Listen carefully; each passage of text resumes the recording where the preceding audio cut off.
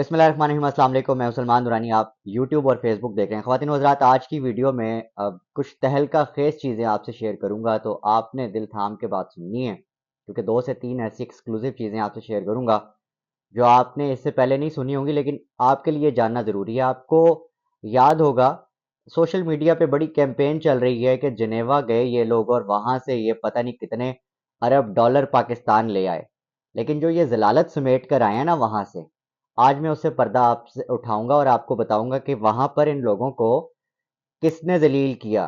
اور وہ شخص کہہ رہا ہے کہ میرے بھائی کو پیپلز پارٹی نے قتل کروا دیا، اور یہ پورے کے پورے ڈونرز کی لائن بیٹھی ہوئی ہے سامنے، اور ان ڈونرز کے سامنے پیپلز پارٹی کے کپڑے اتار رہا ہے یہ شخص۔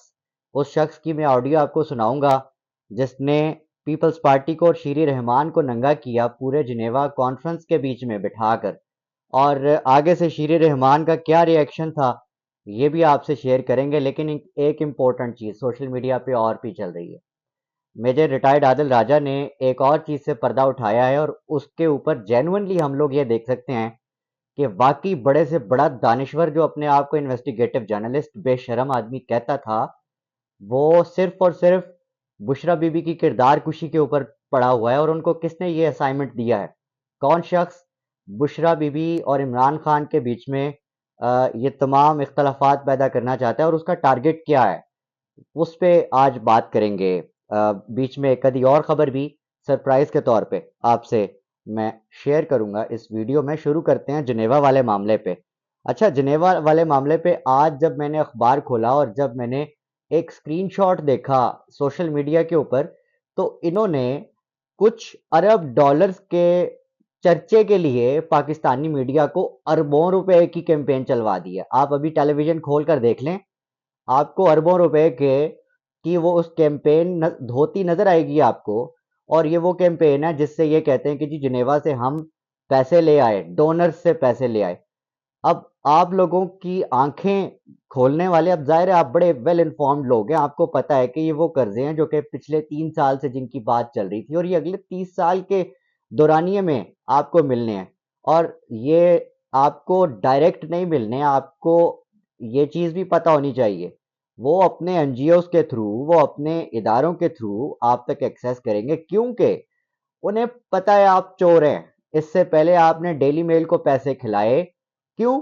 کیونکہ شہباز شریف نے زلزلہ زدگان کے پیسے کھائے تھے یو کے جو برٹش عوام ہے، وہ اپنے ٹیکس کا پیسہ اپنا حق سمجھتے ہیں، اور انہوں نے سوال اٹھایا، ڈیلی میل نے یہ خبر چھاپی، لیکن پھر ہوا یہ کہ ڈیلی میل کو عدالت سے باہر شہباز شریف نے پیسے کھلا دیے اور کہا کہ میں ہاتھ جوڑ کر معافی مانگتا ہوں، کہتا ہوں کہ یہ خبر واپس کر دو، میں تمہیں اتنے پیسے دے دوں گا، میں نے بھی سیاست کرنی ہے، آگے الیکشن آ رہے ہیں، خدا کا واسطہ ہے ہمیں معاف کر دو، ہمارے پیچھے مت پڑو۔ ڈیلی میل خاموش ہو گیا، اس نے خبر جو ہے وہ ہٹا دی۔ لیکن یہ شخص جو کہ شیری رحمان کو جنیوا کے اندر بیٹھ کے ذلیل کر رہا ہے، اس کے ساتھ کیا ہوگا یہ تو خدا جانے، لیکن میں آپ کو پہلے بتا دوں کہ جنیوا کے اندر ہوا کیا ہے اور یہ شخص کہہ کیا رہا ہے۔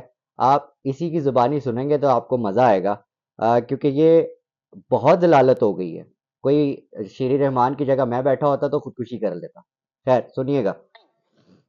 I'm working hard for my family. Your parties killed my brother. No investigation. United Nations asked climate change.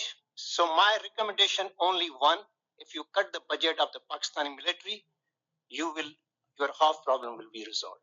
یہ آخری حصہ تھا اس کا، اب میں پورا وہ سناتا ہوں جب اس نے سٹارٹ کیا، لتر پریڈ اس نے جب شروع کی شیری رحمان کی۔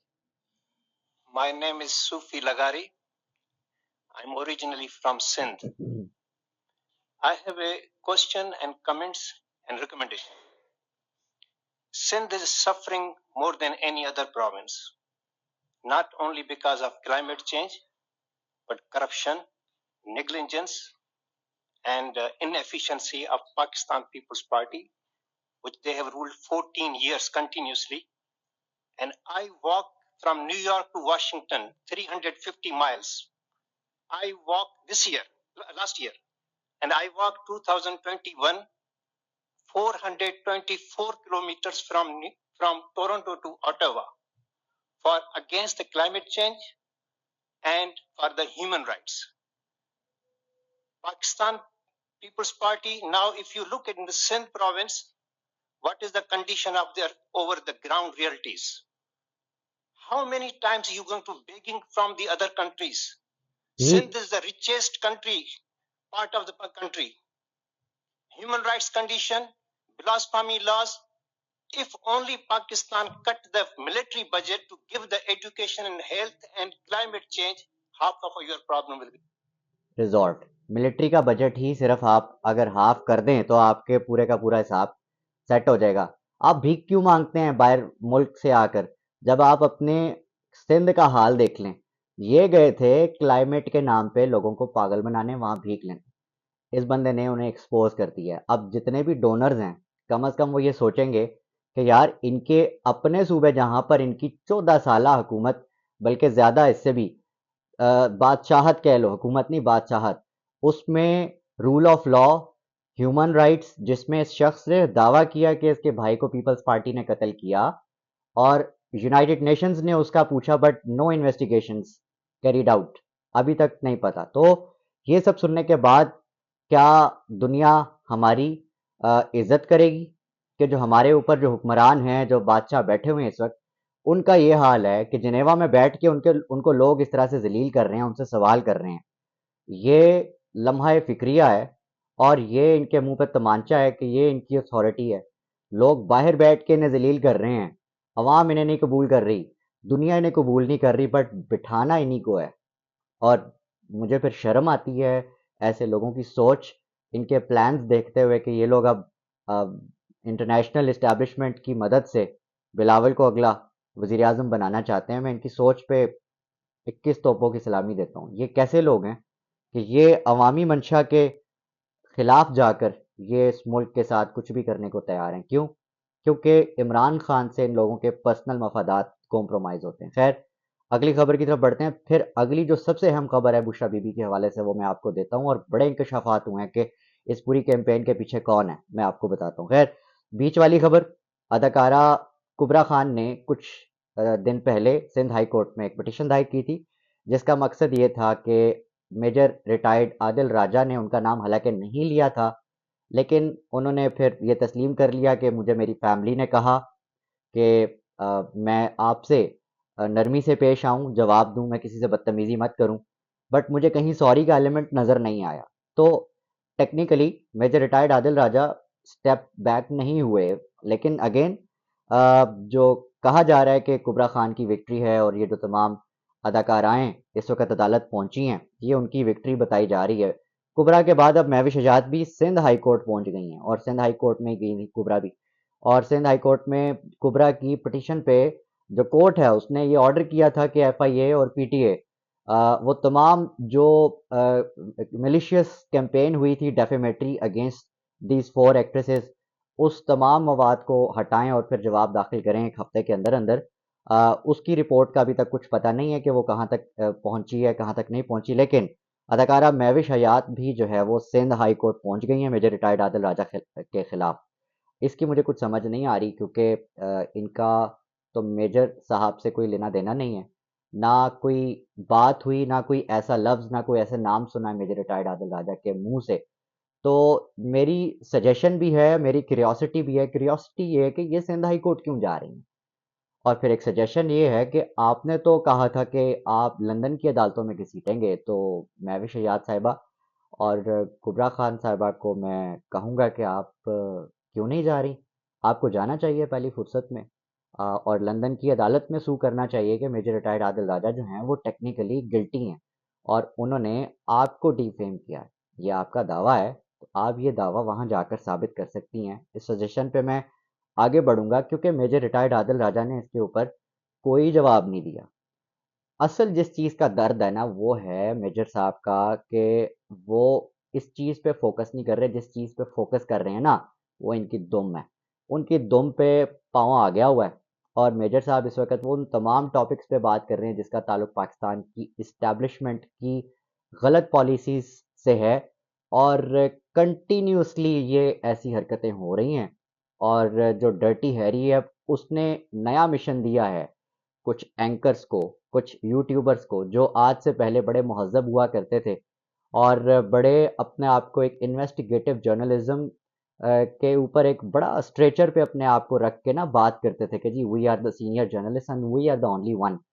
ان بغیرتوں کے منہ سے آج بشرا بی بی کے حوالے سے جو چیزیں آپ سن رہے ہیں، یوٹیوب پہ ایک ملیشیس قسم کی کیمپین سٹارٹ ہو چکی ہے. اس کا صرف اور صرف ایک ریزن ہے اور وہ یہ ہے کہ عمران خان قابو نہیں آ رہا. عمران خان کی اب پرسنل زندگی کو ہٹ کریں گے، اسے متاثر کرنے کی کوشش کریں گے، جس کی پہلی کوشش کچھ آڈیوز لیک کر کے کروائی گئی.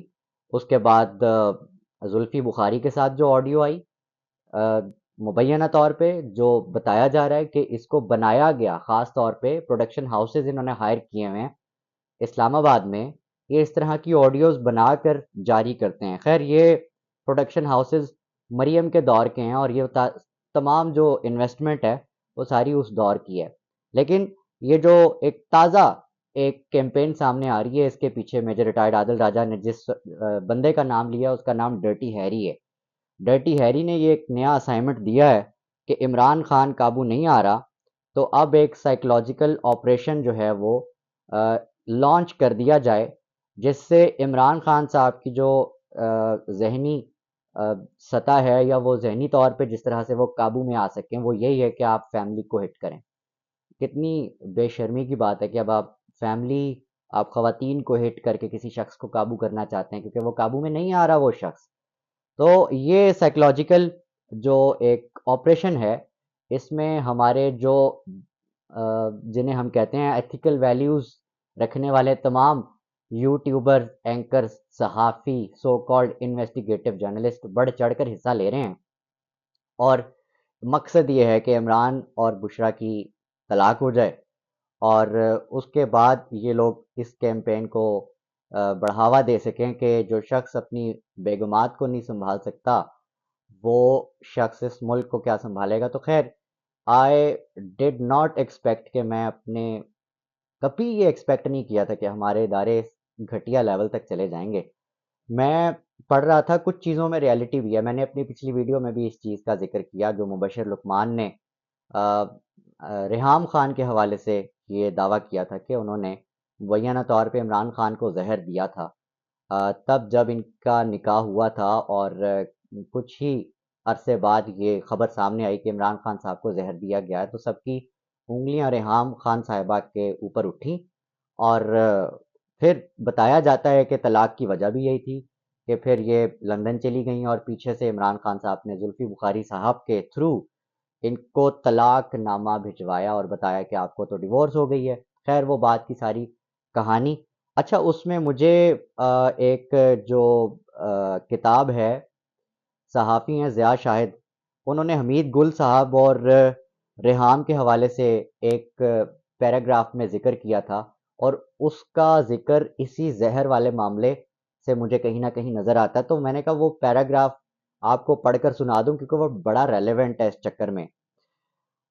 ریحام خان کے حوالے سے کہتے ہیں جی کہ ایک ملاقات میں جنرل حمید گل صاحب اور ریحام خان بیٹھے ہوئے تھے اور ملاقات ختم ہوئی اور ریحام جانے لگیں تو وہ بہت پریشان تھیں اور مجھے اور میرے پوچھنے پر میرے والد نے بتایا تھا کہ میں نے ریحام سے کہا میں آپ کو نہیں جانتا، لیکن کیا آپ فلاں فلاں شخص کو جانتی ہو اور کیا فلاں ادارے سے آپ کا تعلق نہیں رہا اور کیا آپ کو پاکستان بھجوانے اور عمران سے ملانے میں فلاں فلاں شخص سرگرم نہیں رہے.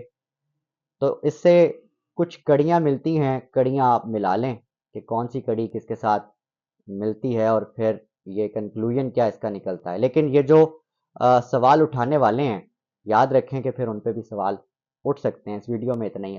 اپنے آس پاس سب کا، اپنے پاکستان کا بہت خیال رکھیں. اللہ نے